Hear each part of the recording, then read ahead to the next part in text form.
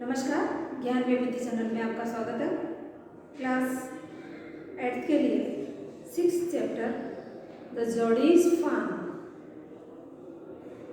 फान मीन्स मैंने पहले ही बताया था कि हिरण का बच्चा जिसे फान कहते हैं।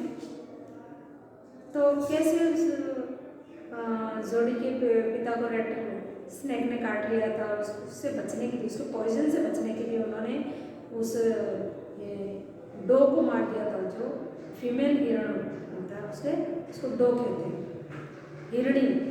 उसको मार के और उसका लिवर और हार्ट से पॉइजन को हटाया था। तो और हटा के वो अपने घर आ गए, लेकिन हिरण की का बच्चा भी वहीं पे था।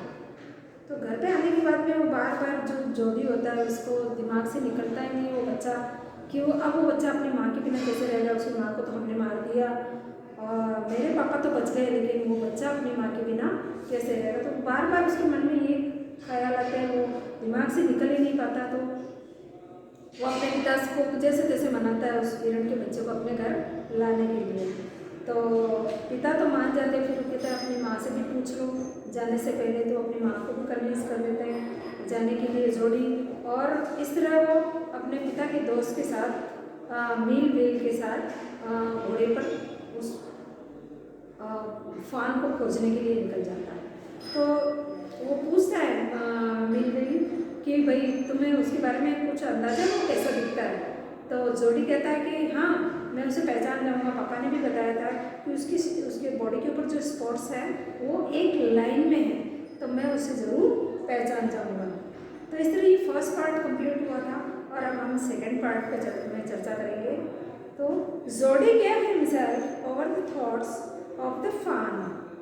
They passed the abandoned clearing.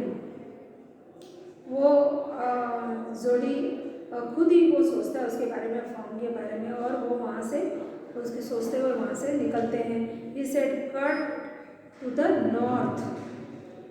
Cut to the north का मतलब होता है कि नॉर्थ ईस्ट के बीच में से कट करना। वो दिशा बताता है उसको, किसको, मील वेल को। It was up there that pa got bitten by a snake and killed the dog and I saw a फान। मैं ये बता रहा हूँ था कि जहाँ पर पापा को वो स्नेक ने काटा था और जहाँ पर मैंने उस डॉग और फान को देखा था। Suddenly Jody was unwilling to have Millville with him. If the fawn was dead or could not be found, he could not have a disappointed scene.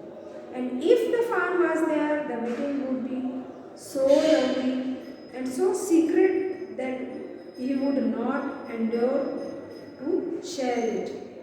अब जैसे ही वो घोड़े पे दोनों जन चलते जाते हैं, पीछे बैठा हुआ वो सोचता है जोड़ी कि हम लोग जा तो रहे हैं, लेकिन यदि वो फान मर चुका है या वो हमें नहीं मिला, हम उसे नहीं खोज पाए, तो मैं बड़ा ही डिसअपॉइंटेड हो जाऊँगा, बहुत ही दुखी हो जाऊँगा। और या वो मुझे मिल गया तो उस खुशी का तो मुझे ठिकाना नहीं रहेगा। तो ये जो घटना है दोनों, या तो वो फान उसे नहीं मिले तो वो उसके लिए डिसअपॉइंटेड हो जाए,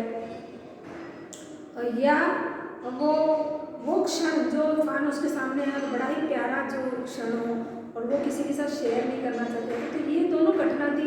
इससे उसने सोचा जोड़ी ने कि नहीं, ये घटना तो सीक्रेट होनी चाहिए, जो मैं किसी के साथ शेयर नहीं करना चाहता। तो उसने क्या कहा, he said it's not for now but the scrub is very thick for a horse, I can make it on foot.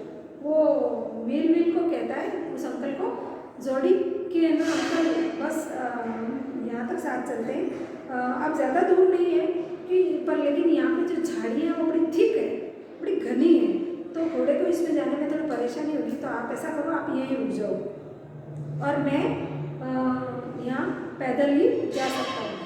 But I am afraid to leave you boy, suppose you can got lost or got bitten by a snake too. तो वो uncle बोलते हैं कि भाई मैं तुम्हारे लिए डर गया हूँ कि यदि तुम अकेले गए और तुम कहीं रास्ता भूल गए तो और या तूने किसी सांप ने काट लिया तो I will take care. It might take me a long time to find the fawn. If he's wandered, leave me off right here. नहीं नहीं, मैं अपनी सुरक्षा खुद कर लूँगा और ज़्यादा टाइम नहीं लगेगा उसको पाने के लिए फान को। और leave me of right here, आप मुझे यहीं पे छोड़ दीजिए। All right, but you take too easy now. You know north here and east. मैं यहाँ तुम्हें छोड़ रहा हूँ, लेकिन तुम ये ध्यान रखना कि ये नॉर्थ ईस्ट है, मतलब बीच का रास्ता है, पूरब और उत्तर का, तो ये ध्यान रखना तुम।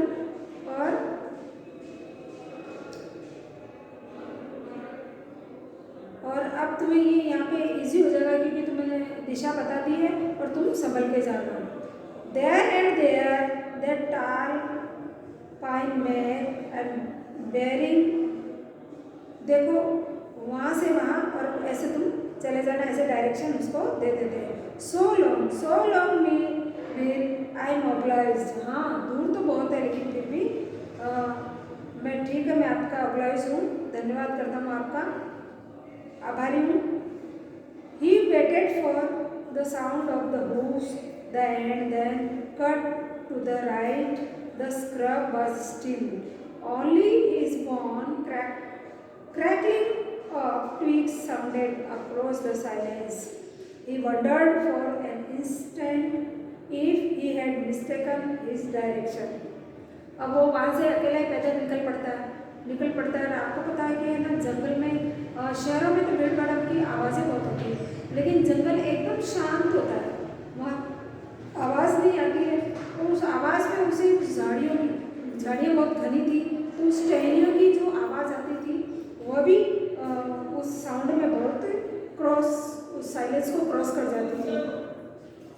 तो और लेकिन वो भी थोड़ा सा ऐसे था कि भाई उससे गलती से भी कोई उस डायरेक्शन में जाने की मिस्टेक न हो जाए।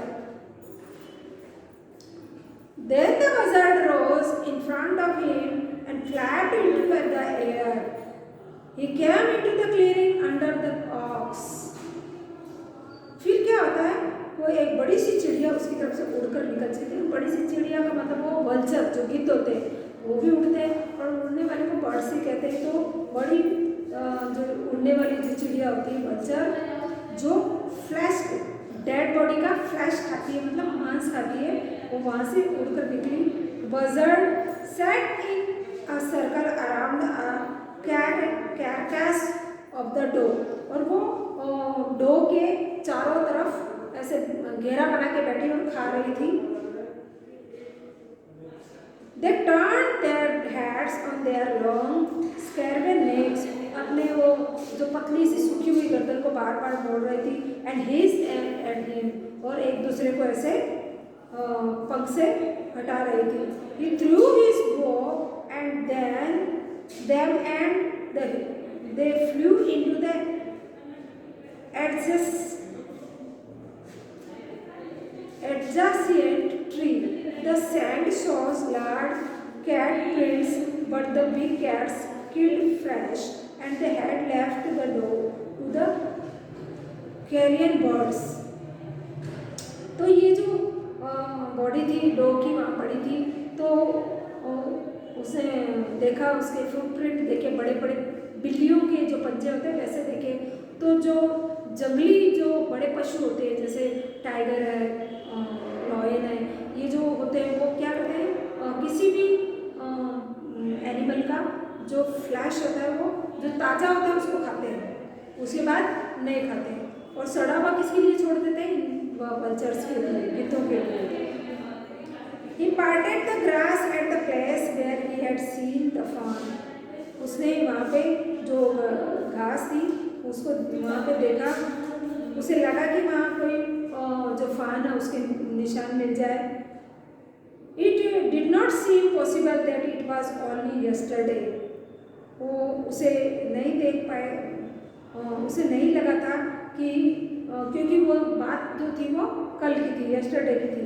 The fawn was not there. फान उसे वहाँ नहीं मिला।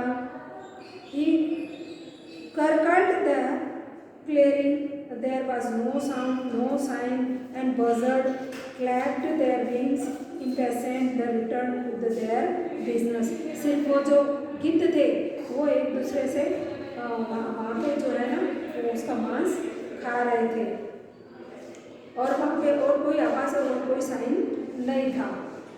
Impatient to return their business और वो अपने काम से काम रख रहे थे.